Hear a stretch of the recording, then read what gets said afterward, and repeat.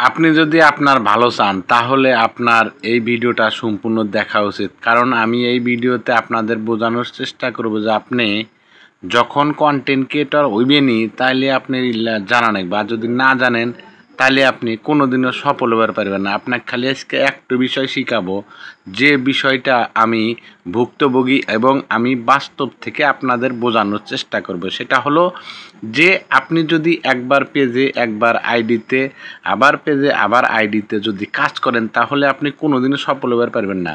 আপনি যে কোনো একটাই কাজ করেন, আপনি নয় আইডি নয় পেজে, যে কোনো একটা, দুইটা পেজেরও দরকার নাই, দুইটা আইডিরও দরকার নাই। যখন আপনি সফল হয়ে যাবেন তখন আপনি আর একটা আইডির সাথে কোলাবোরেশন বা আর একটা পেজের সাথে কোলাবোরেশন করে আপনি সফল হতে পারবেন। আমার মতো যদি একবার আইডি, একবার পেজ, একবার ওটা।